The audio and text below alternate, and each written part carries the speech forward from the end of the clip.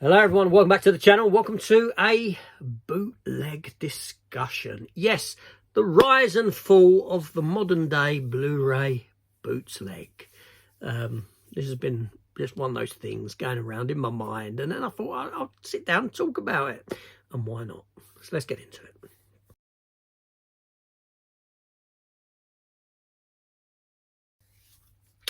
So hello everyone, welcome back to the channel, and welcome to this just a discussion video, sit down and talk. So bootleg,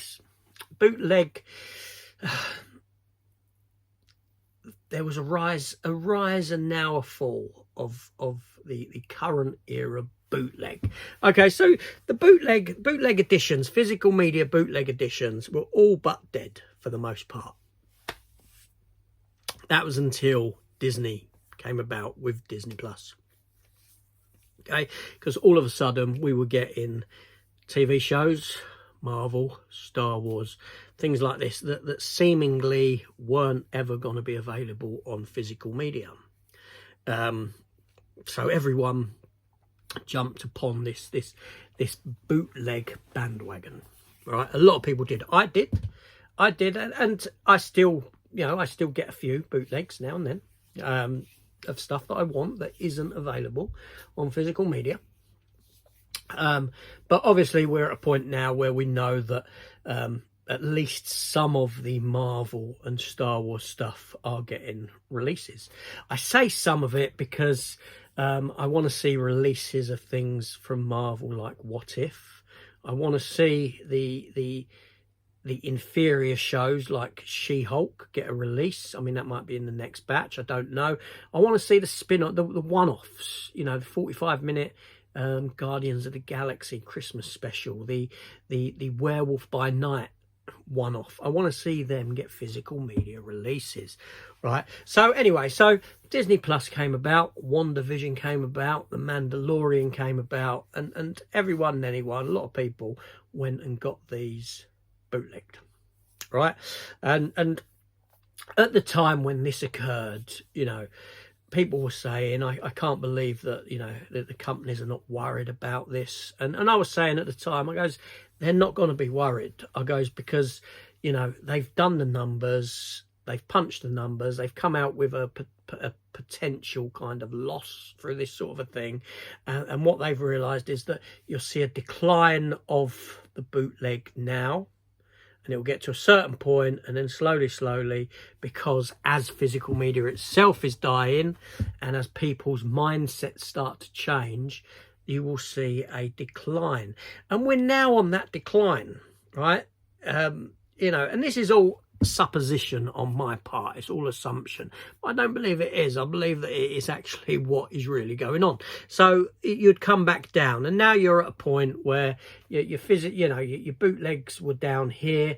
They peaked with the Marvel Disney stuff, Marvel Star Wars, and now you're probably down, not far off where you were at nothing kind of a situation. Obviously this came about because eventually, and I say eventually, it's kind of like Disney etc realized that, well, actually we are losing some sales. We are losing some sales here. So let's start releasing the Disney Plus, Marvel and Star Wars content on physical media. Surprisingly, with the physical media releases of these items, they've made it particularly hard for people to afford, because you can only get them on 4K or Blu-ray in steelbook editions. Not everyone wants to or can afford to buy steelbook 4K editions. So here in the UK, we get them as a 4K release with the Blu-rays in as well, at a cost of £45. In the US, I believe they did at first. I don't know if they still do, because I don't really pay any attention to it. They'd done alternate Blu-ray steelbook and 4K steelbook. You had your choice of which. Is that still the case? Someone let me know in the comments down below. So the minute they started releasing this stuff, it starts to obviously impact people's mindsets, which makes sense, because they're now releasing probably what made up the biggest part of the new era bootleg sales, which is Star Wars and Marvel, because they're two powerhouse franchises, shall we say. Even besides how they've been treated and what's happened to them, and how good or not good the stuff may be that's coming out now. Obviously not good. But we're in a situation where obviously the sales of them have put people into a mindset where they don't want bootlegs, and that was a mindset that would have come about anyway. People getting fed up with having to resort to bootlegs. It would only been a matter of time, which Disney et al. Would have known. So we're at a point where the sales of bootlegs are probably very, very low. That doesn't say that, you know, there's still some areas that of items that I would like to see released physically. Right, there's some bootlegs that I have got over time, things like Disney's Togo. I'll always cite Disney's Togo as one of these. Apple TV, you know, you got films like Tom Hanks's Greyhound, and there's a wealth of other titles as well. You know, Warner Brothers' Monarch, the Godzilla-esque TV show. Is that ever getting a physical media release? I don't know, or that will just remain as a streaming show. There are these big films and big shows that seemingly don't see the light of day, but these are the kind of things that are swallowed up and forgotten about when you have the Star Wars and the Marvel titles being released. And from Disney's perspective, that might be part of their game plan in having released those titles anyway, because they know that, you know, modern audiences are going to forget about those smaller titles, so that won't impact them in any way, shape or form. Because we're at a point now where physical media, not physical media, where films and TV are pretty much disposable, that they're made and they are forgotten in no time. And obviously that's down to issues like writing and the speed at which stuff is now produced and put out. It's like a conveyor belt of stuff coming out, and there's no time to enjoy and remember them because they're forgettable anyway. But yeah, so where the bootleg side of things most definitely has dwindled down, has slowed. That tap is slowly being turned off.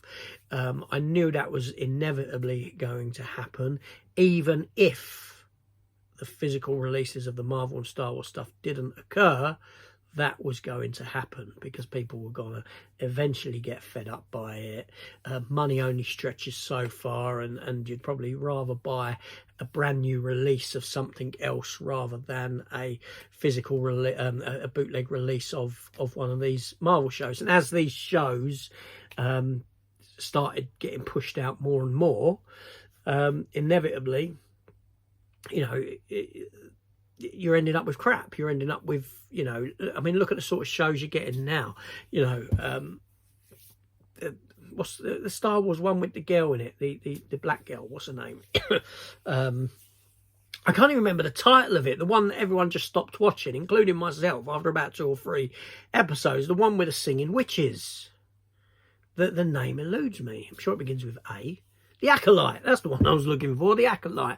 And then certainly Marvel have had their fair share of crap. Echo, things like this, you know, have come along, and She-Hulk upset people.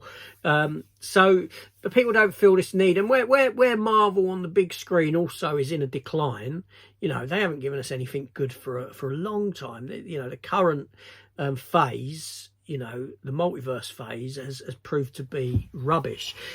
When this stuff first started coming about, we were coming out of Marvel at a high, and, you know, the bootleg drive was driven by the fact that, you know, the Marvel films and TV were all interlinked to a point that we saw, you know, we saw certain chapters, shall we say, of this series not being given a physical release. So, you know, for argument's sake, I'd have, you know, a shelf of Marvel stuff, and it's like, well, you can have this, but you can't have that, And you can have that, you can't have that one. You can have this, you can't have that because it's streaming only. You can have this, but you can't have that chapter, it's streaming only. And it kind of worked like that to play into that sort of craze to have them on bootleg. But as this stuff has dwindled in quality and people are giving up on the product that is Marvel and Star Wars, people just don't really care anymore. So we're at a point now where these bootlegs have almost been driven back into the ground and into certain obscurity. And that's kind of where we're at now with it. And it's just something that was playing around in my head, the thoughts on this and how it'd been going, how it's gone. And I just thought I'd have a little chat about it, basically, more than anything else. I quite enjoy having these chat videos. So there we go. The rise and decline of the modern day Blu-ray bootleg for you.